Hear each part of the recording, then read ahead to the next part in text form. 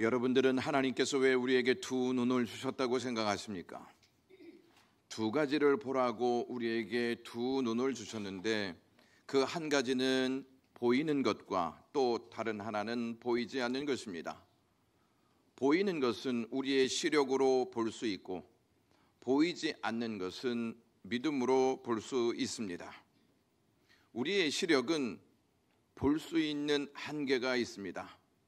시력의 한계를 넘어 보이지 않는 것은 믿음으로만 볼 수 있습니다.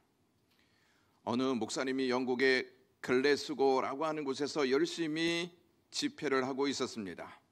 그의 설교 마지막 결론에 이를 때쯤에 어떤 불신자가 앞으로 나와서 말하기를, 목사 양반, 나는 천국도 지옥도 믿지 않소.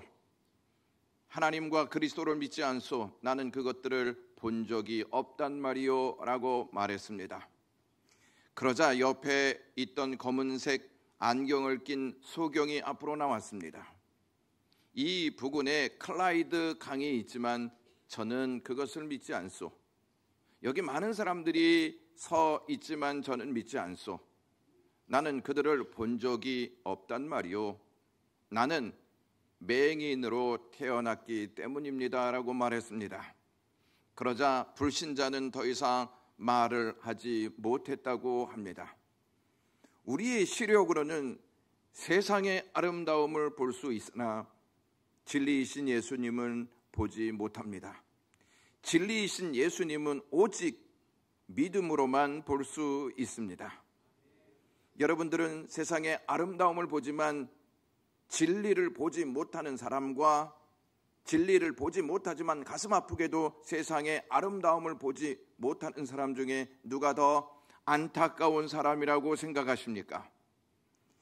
진리를 보고 믿는 사람은 진리를 따라가고 진리를 믿지 못하는 사람들은 자기 생각을 따라갑니다.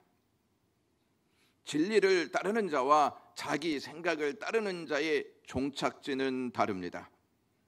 오늘 본문은 누가 맹인인지, 누가 사물을 보지 못하는 사람인지 생각하게 하는 말씀입니다.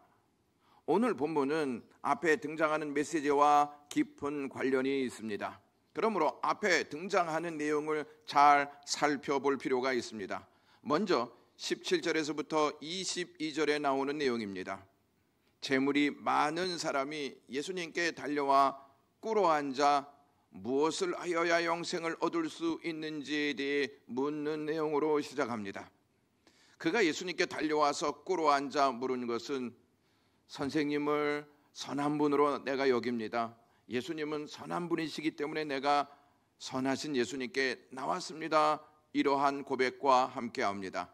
그가 예수님을 선한 선생님으로 여기지 않았다면 달려 나와 꿇어앉아 영생에 대해 묻지 않았을 것입니다. 그가 예수님께 17절에 이렇게 묻습니다. 내가 무엇을 하여야 영생을 얻으리까? 라고 말입니다. 영생에 대한 그의 물음의 주어는 바로 자신이었습니다. 내가 이렇게 말하고 있는 대목을 통해 알 수 있습니다. 그 사람은 영생을 위해 자신이 해야 할 것이 무엇인지 예수님께 묻고 있었습니다. 예수님은 그가 무슨 의도로 영생에 대해 묻고 있는지 간파하시고 5계명에서부터 10계명에 이르기까지 5가지의 계명을 말씀하십니다. 살인하지 말라, 간음하지 말라, 도둑질하지 말라, 거짓 증인하지 말라, 속여 빼앗지 말라, 내 부모를 공경하라 하신 5계명에서부터 10계명에 이르는 내용을 예수님께서 그에게 말씀하십니다. 예수님이 하신 말씀을 듣고 그는, 예수님, 내가 어려서부터 다 지켰습니다 라고 자신 있게 말했습니다. 다 지켰다고 말한 그에게 예수님께서, 가서 내게 있는 것을 다 팔아 가난한 자들에게 주라, 그리고 와서 나를 따르라 라고 말씀하십니다. 그는 예수 그리스도의 말씀을 듣고 슬픈 기색을 하면서 근심하고 갔다고 22절에 기록하고 있습니다. 그가 근심하고 갔다라고 하는 말에서 근심이라는 말은 충격 또는 실망이라는 뜻을 가지고 있는 단어입니다. 예수님이 계명을 말씀하셨을 때는 다 지켰습니다라고 자신 있게 대답했지만 가지고 있는 것을 다 팔아 가난한 자들에게 주고 와서 나를 따르라 하신 말씀을 듣고는 충격을 받고 돌아섰습니다. 그는 어려서부터 자기 나름대로 계명을 다 지켰다는 신념을 가지고 있었는데 예수 그리스도가 하신 말씀에 그는 믿음으로 반응하지 못했습니다. 그렇다면 그는 계명을 다 지켰다고 말할 수 있습니까? 그의 행동을 보면 계명에 대한 올바른 이해를 하지 못하고 있음을 발견할 수가 있습니다. 5계명에서부터 10계명까지의 핵심은 이웃사랑입니다. 그는 이웃사랑의 요구에 다 순종했다고 생각해 왔습니다. 그러나 그는 다 지킨 것이 아니라 어느 정도 실천하면서 살았던 것입니다. 사람은 어느 정도 지키면 다 지킨 것으로 부풀려 생각하는 경향이 있습니다. 하나님이 말씀하신 이웃사랑의 계명은 어느 정도의 실천을 요구하지 않고 온전한 사랑 실천을 요구합니다. 그가 예수 그리스도의 말씀을 듣고 실망하여 돌아선 것을 보면 그는 이웃사랑보다 자기가 가지고 있는 재물을 더 사랑하고 있었음을 알 수 있습니다. 그러므로 이웃사랑을 온전히 실천하지 못하고 있는 그의 모습을 알 수가 있습니다. 또한 그는 선한 일에 온전히 따르지 못했습니다. 그는 분명 예수님을 선한 선생님이라고 고백했습니다. 그렇다면 선한 선생님이 하신 말씀, 가서 내게 있는 것을 다 팔아 가난한 자들에게 주라, 그리고 와서 나를 따르라 하신 말씀에 순종함이 마땅하지 않습니까? 그러나 그는 분명 선한 선생님의 선한 말씀을 듣고도 따르지 않고 돌아섰습니다. 선한 일에서 돌아선 그가 영생을 얻고자 한다는 것은 모순이 있어 보이지 않습니까? 여러분들은 예수님께서 선하신 하나님의 아들이심을 믿습니까? 예수 그리스도가 하나님의 선하신 아들임을 믿는 자들은 예수 그리스도의 말씀을 믿고 따릅니다. 예수님은 그가 가지고 있는 재물을 다 팔아 가난한 자들에게 주고 나를 따르라 하시면서 그리하면 하늘에서 보화가 내게 있으리라 라는 말씀을 하십니다. 예수님은 그에게 하늘의 보화를 주시기 위해 재물을 다 팔아 가난한 자들에게 주고 나를 따르라고 말씀하셨던 것입니다. 하늘의 보화는 영원하지만 그가 가지고 있던 재물은 영원하지 않습니다. 그가 하늘의 보화를 신뢰했더라면 예수님의 말씀대로 자신의 것을 팔아 가난한 자들에게 주고 예수님을 따랐을 것입니다.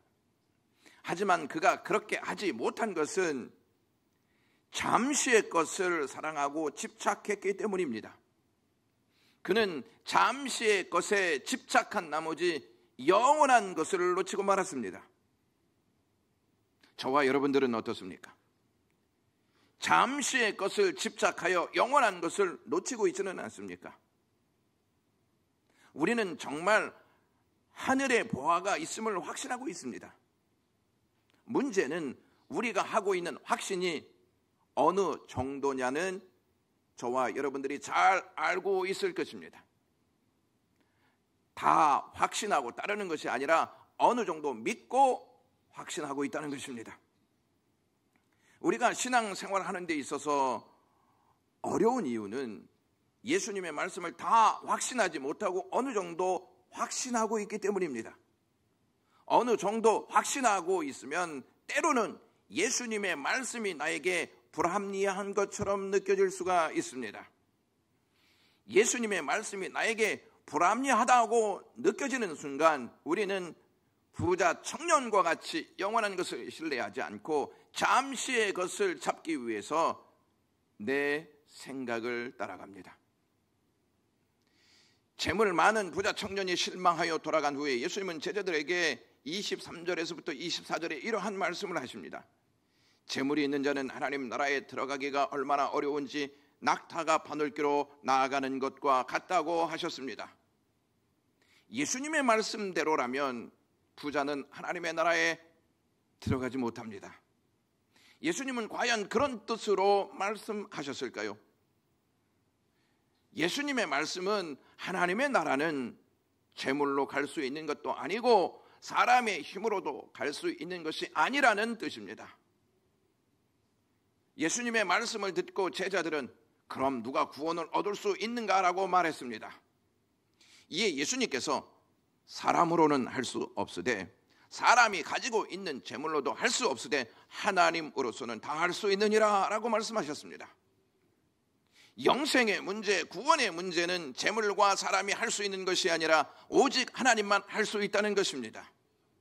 만약 재물과 사람이 할 수 있다면 우리가 하나님을 믿을 필요가 뭐가 있겠습니까?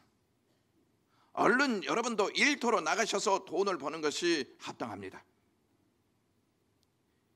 시편의 시편 기자가 이러한 내용을 기록한 내용이 시편 49편 6절에서부터 9절에 기록되어 있습니다. 그들은 자기들의 재산을 의지하고 그 부유함을 자랑하는 자들이다. 사람이 아무리 돈이 많아도 다른 사람의 생명을 구원할 수 없으며 하나님께 그 몸값을 지불할 수 없으니 인간 생명의 값이 너무나 크기 때문이다. 그 어떤 것을 지불한다 해도 사람을 죽지 않고 영원히 살게 하지는 못하리라 하는 말씀입니다. 시편 기자는 구원은 그 값이 너무 크기 때문에 돈을 지불한다 해도 턱없이 부족하다는 내용을 알려주고 있는 것입니다. 예수님이 제자들과 대화를 나누신 후에 오늘 본문이 기록되어 있다는 점입니다. 오늘 본문은 예수님께서 여리고에 들어가셨다가 여리고에서 나가실 때 디메오의 아들 바디메오를 만나 대화를 나누는 장면이 소개되어 있습니다. 바디메오가 주위에서 나사렛 예수시다 라고 하는 말을 듣고 소리를 지르면서 47절에 다윗의 자손 예수여 나를 불쌍히 여기시옵소서 라고 외칩니다. 사람들은 예수님을 나사렛 예수라고 하고 바디메오는 예수님을 다윗의 자손 예수여 라고 고백합니다. 사람들이 말한 나사렛 예수란 나사렛에 사는 인간 예수를 뜻하는 것이고 디메오의 아들 바디메오가 고백한 다윗의 자손 예수여라고 하는 이 고백은 구약 성경에서 약속하신 참된 구원자가 바로 이분이십니다 라고 하는 뜻입니다. 한 분의 예수님을 앞에 두고 어떤 사람은 나사렛 예수라고 하고 어떤 사람은 다윗의 자손 예수라고 고백하고 있습니다. 나사렛 예수라고 부르는 사람들은 예수님을 구약 성경에서 약속한 구원자가 아니라 그저 나사렛에 사는 인간 예수로 생각하고 있었다는 것입니다. 그러므로 그들은 흥미를 가지고 예수를 보고 있었지 예수를 붙잡지는 않았습니다. 그들과는 달리 바디메오는 예수님을 구약 성경에서 약속한 참된 구원자임을 믿고 고백하였습니다. 그의 고백 안에는 이러한 의미가 포함되어 있습니다. 하나님의 아들 예수여 나를 불쌍히 여기소서. 하나님이시여 나를 불쌍히 여기소서. 창조주 하나님이시여 나를 불쌍히 여기소서라고 하는 뜻입니다. 바디메오가 외치는 소리를 듣고 주변에 있는 많은 사람들이 바디메오를 꾸짖으며 조용히 해라, 잠잠하라 이렇게 말했습니다. 그러자 바디메오는 더욱 크게 소리를 질러 이르기를 48절에 다윗의 자손 예수여 나를 불쌍히 여기소서라고 고백했습니다. 바디메오의 고백은 예수 그리스도를 나사렛 예수로 알고 있는 자들에게 예수 그리스도는 구약의 말씀대로 오신 참된 구원자다라고 하는 선포인 것이며 약속대로 오신 참된 구원자에게 자신이 발견되고 싶어서 간절히 외치고 있는 호소입니다. A.W. 토저가 이러한 말을 했습니다. 참 믿음이란 자신의 심령의 가난함을 깊이 깨닫고 영적 굶주림을 채우려는 열망에 불타는 가운데 하나님을 향하여 크게 울부짖는 것이라고 했습니다. 예수 그리스도를 참된 구원자로 믿는 자들은 어떠한 방해 앞에서도 예수님을 향해 자신의 마음과 자신의 인생과 자신의 문제를 열고 간절히 부르짖습니다. 사람들은 바디메오의 간절함을 알아주지 않고 꾸짖으며 잠잠하라고 했습니다. 여기에서 꾸짖다라고 하는 이 동사가 에페티몬이라고 하는 동사인데 미완료형으로 되어 있습니다. 그러니까 사람들이 한번 그를 꾸짖고 만 것이 아니라 계속해서 꾸짖었다는 것입니다. 사람들은 바디메오가 주제넘게 예수님을 귀찮게 하고 있다고 여기고 꾸짖으며 조용히 하라고 했던 것입니다. 신앙에는 함정이 있다는 사실을 아십니까? 다른 사람과 환경을 너무 의식하는 것입니다. 그래서 다른 사람과 환경으로부터 오는 원하지 않는 말들과 시험거리가 생기면 상처를 입고 신앙을 포기하려는 마음을 먹습니다. 이것이 함정이라는 말입니다. 다른 사람과 환경이 주는 시험거리들로 신앙을 포기하게 되면 그 손해는 고스란히 우리의 몫이 됩니다. 신앙생활을 포기하는 것은 구원과 영생을 포기하는 것과 같습니다. 구원과 영생을 포기하는 것보다 더 큰 손해가 어디 있습니까? 우리에게 구원과 영생보다 더 절대적으로 필요한 것이 무엇입니까? 그러므로 다른 사람과 환경으로부터 오는 시험 때문에 신앙을 포기하는 것은 금물인 줄로 믿습니다. 어려움이 있어도 그것을 딛고 더욱 간절히 예수님께 매달리는 자세가 필요한 줄로 믿습니다. 바디메오는 사람들이 자신을 무시하고 계속 꾸짖는 상황에서 예수님에 대한 자신의 자세를 포기하지 않고 더욱 크게 소리를 지릅니다. 여기에서 소리 지르다라고 하는 이 동사 역시 미완료형으로 되어 있습니다. 사람들이 자신을 무시하고 꾸짖어도 바디메오는 온 힘을 다하여 계속해서 다윗의 자손 예수여 나를 불쌍히 여기시옵소서라고 외쳤던 것입니다. 바디메오는 예수님이 참된 구원자라고 믿고 있었기 때문에 누가 뭐라고 해도 포기하지 않고 예수님을 향해 불쌍히 여겨달라고 계속해서 소리를 높이며 간절히 외쳤던 것입니다. 바디메오가 예수님께 불쌍히 여겨달라는 간구에는 단순히 동정하는 마음으로 봐달라는 의미가 아닙니다. 마태복음 9장 36절에 보면 예수님께서 무리를 보시고 불쌍히 여기시니 이는 그들이 목자 없는 양과 같이 고생하며 기진함이라 라고 되어 있습니다. 여기서 불쌍히라고 하는 이 단어가 내장이 몸 안에서 꿈틀거렸다라는 뜻입니다. 이것은 애간장이 끊어질 듯한 마음의 고통을 뜻하는 단어입니다. 마치 몸속의 창자가 끊어질 듯이 아픔을 느끼고 불쌍히 여겼다는 사실입니다. 그러므로 바디메오는 예수님께 동정하는 마음을 넘어 마치 몸속의 창자가 끊어질 듯한 공렬한 심정으로 자신을 봐달라고 애절한 간구를 하고 있는 것입니다. 사람들은 예수님을 나사렛 예수로 보고 있을 때 바디메오는 예수님을 다윗의 자손으로 보고 참된 예수 그리스도이심을 믿음으로 받아들였습니다. 사람들은 예수님을 나사렛 예수로 보았기에 불쌍히 여겨달라고 간구하지 않았습니다.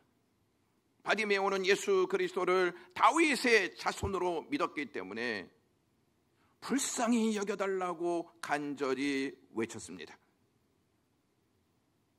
예수님께서는 같은 말로 더욱 크게 소리 지르는 바디메오를 보시고 그 자리에 머물러 서십니다. 여기에서 머물러 서다는 이 문장이 분사형으로 되어 있습니다. 그러니까 예수님은 서두르지 아니하시고 충분한 시간을 그곳에서 머물러서 계셨다는 것입니다. 사실 예수님은 예루살렘으로 올라가시는 길이었습니다.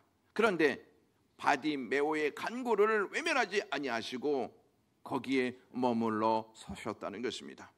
그리고 사람들에게 그를 보러라 라고 말씀하셨습니다. 사람들은 바디메오에게 안심하고 일어나라, 예수 그리스도께서 너를 부르신다 라고 말해 주었습니다. 예수님은 바디메오가 불쌍히 여겨달라는 간구를 들으시고 그의 간구대로 불쌍히 여기셔서 그를 긍휼로 대하시기 위해 가시던 길을 멈추고 그와의 만남을 허락하셨습니다. 예수님은 긍휼이 풍성한 분이시기 때문에 상한 갈대를 꺾지 아니하십니다. 꺼져가는 심지도 끄지 아니하시는 분이십니다. 예수님이 부른다 하는 소리를 듣고 바디메오는 겉옷을 벗어버리고 뛰어 일어나 예수님께 나왔습니다.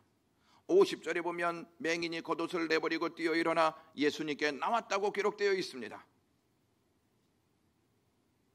바디메오에게 있어서 무엇보다 중요한 것이 있었는데 그것이 겉옷이었습니다.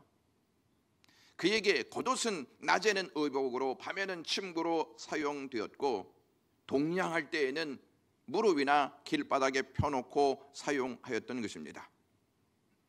바디메오에게 있어서 겉옷은 그에게 전부였습니다.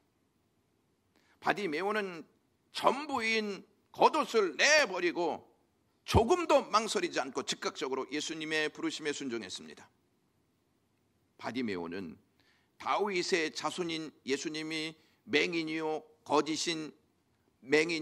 거지인 자신, 죄인인 자신을 불러주셨다는 사실에 너무나 감격하여서 자기의 겉옷을 벗어버리고 예수님께 나왔던 것입니다. 예수님께 나온 바디메오에게 예수님께서 51절에 내게 무엇을 하여 주기를 원하느냐라고 물으십니다. 바디메오는 즉각적으로 보기를 원합니다 이렇게 말합니다. 여기에서 우리는 잠시 재물 많은 부자 청년과 바디메오의 차이점을 살펴볼 필요가 있습니다. 재물 많은 부자 청년은 자신이 예수님께 찾아와 내가 무엇을 하여야 영생을 얻으리까 라고 자신을 주어로 내세웠습니다. 내가 무엇을 해야 영생을 얻을 수 있습니까? 라고 하는 물음이 바로 그것을 우리에게 알려주는 대목입니다. 자기가 무엇을 하려 했지만 자신에게는 한계를 느끼고 말았습니다. 그래서 예수님의 말씀에 순종하지 않고 자기의 생각을 따라갔던 것입니다. 그런데 오늘 본문에서 주어가 바뀐다는 것을 확인하셔야 합니다. 51절에 보시면 예수께서 말씀하여 이르시되 내게 무엇을 하여 주기를 원하느냐? 맹인이 이르되 선생님이여 보기를 원하나이다 라고 고백합니다. 여기에서 주어가 예수님이십니다. 예수님이 무엇을 하여 주기를 물으시자 맹인은 선생님이여 보기를 원하나이다 이렇게 고백했습니다. 이 앞전에 예수님의 제자들은 예수님께 무엇을 구했는지 10장 35절에서 알려주는 대목이 있습니다. 세베대의 아들 야고보와 요한이 주께 나와 여짜오되 선생님이여 무엇이든지 우리가 구하는 말을 우리에게 하여 주기를 원하옵나이다 라고 그들은 무엇인가 예수님께 요구했습니다. 그 요구의 내용이 37절에 기록되어 있는데 여짜오되 주의 영광 중에서 우리를 하나는 주의 우편에 하나는 좌편에 앉게 하옵소서라고 고백했습니다. 주의 우편과 좌편에 있는 자리를 주시기를 예수님께 요청했다는 것입니다. 다른 제자들이 이를 알고 화를 냈습니다. 자리 다툼이 시작된 것입니다. 서로 높아지고자 한 것입니다.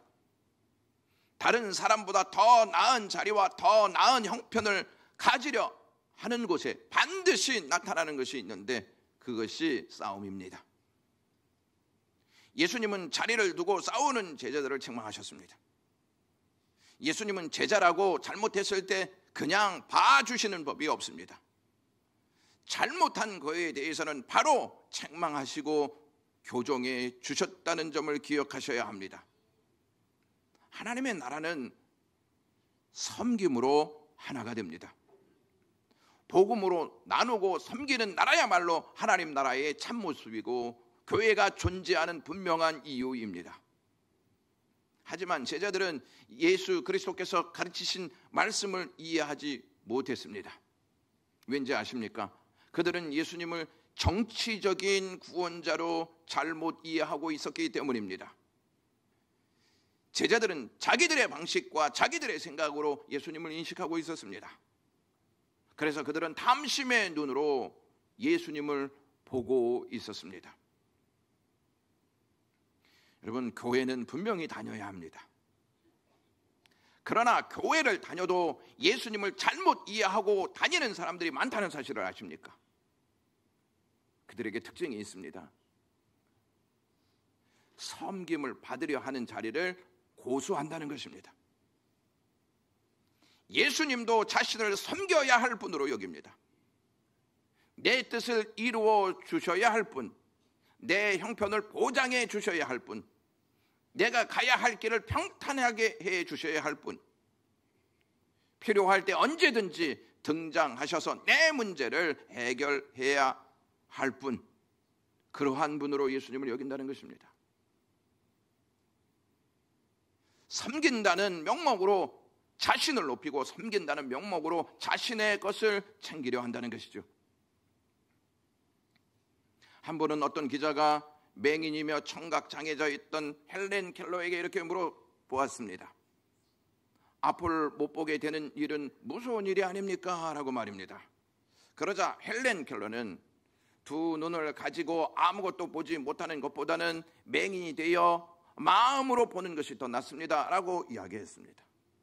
무슨 말입니까? 두 눈을 가지고 예수님을 보지 못하는 것보다 마음의 눈으로 예수님을 보는 게 더 낫다 하는 표현입니다. 바디메오는 재물 많은 부자와 같이 자신이 무엇을 구하려 하지 않고 예수님께 자신을 맡겼습니다. 바디메오의 고백을 들으신 예수님은 52절에 가라, 내 믿음이 너를 구원하였느니라 라고 말씀하셨습니다. 그러자 바디메오가 곧 눈을 뜨고 사물을 보기 시작했습니다. 바디메오에게 하신 예수님의 말씀은 어딘가 모르게 좀 어색해 보이지 않습니까? 바디메오는 보게 해달라는 간구를 했는데 예수님은 내 믿음이 너를 구하였다라고 말씀하셨기 때문입니다. 구원과 눈 뜨는 것은 무슨 의미일까요? 구원과 눈 뜨는 것은 어색해 보이지 않습니까? 바디메오는 어둠에 갇혀 있었고 거지라는 신세에 갇혀서 불행한 삶을 살고 있었습니다. 예수님은 그의 불행한 삶뿐만 아니라 인간의 모든 문제 중에 하나인 근본적인 죄의 문제까지도 다 해결해 주셨다는 것입니다. 예수님께서 내 믿음이 너를 구원하였느니라 라고 선포하신 것은 예수님 자신이 하나님이시라는 말씀입니다. 재물이 많은 부자가 근심하고 돌아간 후에 하나님의 나라는 재물로 갈 수 없고 사람의 힘으로 갈 수 없음을 제자들에게 알려주셨습니다. 예수님의 말씀을 듣고 제자들은 그럼 누가 구원을 얻을 수 있는가 라고 이야기했을 때 예수님은 하나님으로서는 다 할 수 있느니라 라고 말씀하셨습니다. 예수님은 바디메오의 사건을 통해 예수님 자신이 하나님이시라는 사실을 공포하고 계시는 것입니다. 재물도 그 어떠한 누구도 할 수 없는 구원을 오직 예수님만 하실 수 있다는 것입니다. 그분이 하나님이시기 때문입니다. 바디메오가 눈을 떴으면 이제 다 끝난 거 아니겠습니까? 그렇게 소원하였던 눈을 뜨게 되었으니 이제 하고 싶은 것을 하면서 사는 것이 마땅하지 않습니까? 원하는 말을 하고 살면 참 행복해 보이지 않겠습니까? 구원받았으면 다 되는 거 아니겠습니까? 천국 가면 다 끝나는 거 아니겠습니까? 그러나 바디메오는 눈을 뜬 후에 자신이 하고 싶은 것을 위해 살지 않고 예수님을 따라갔습니다. 구원은요, 끝이 아닙니다. 구원은 새로운 시작입니다.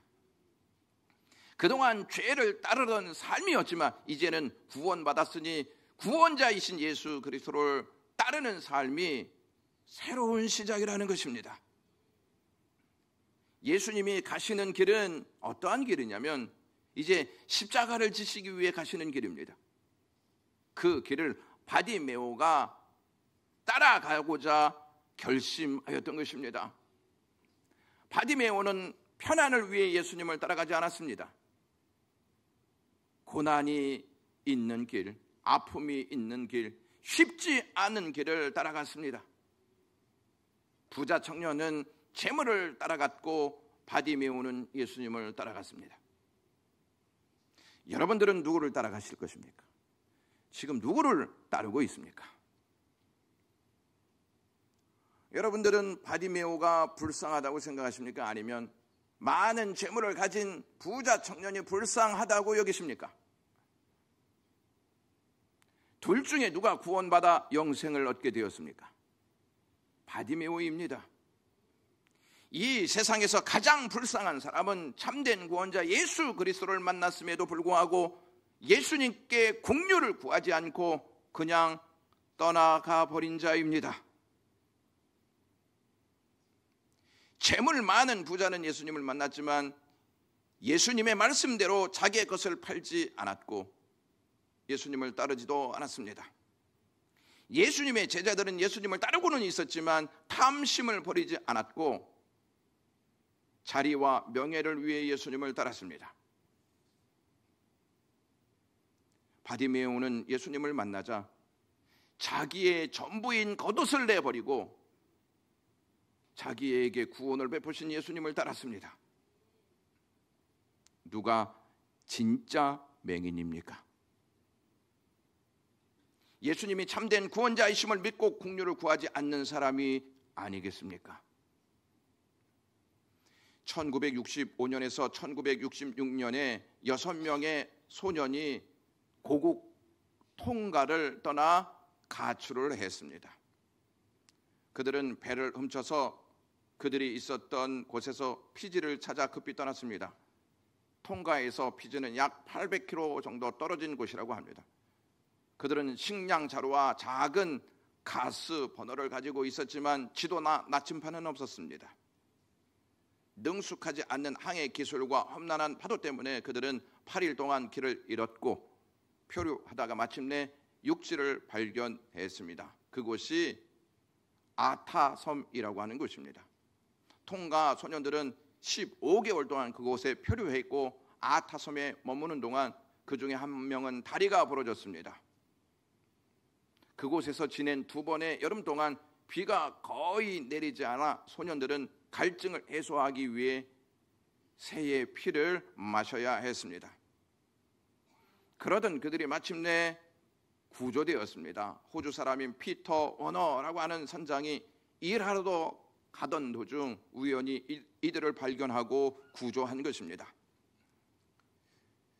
대부분의 극적 구조 이야기는 이쯤에서 멈춥니다. 하지만 그들이 어떻게 되었는지 그 다음 이야기가 궁금하지 않습니까? 이들이 이제 통가로 딱 갔을 때에 배들을 훔치지 않았습니까? 그래서 이들은 재판에 넘겨지게 되었습니다.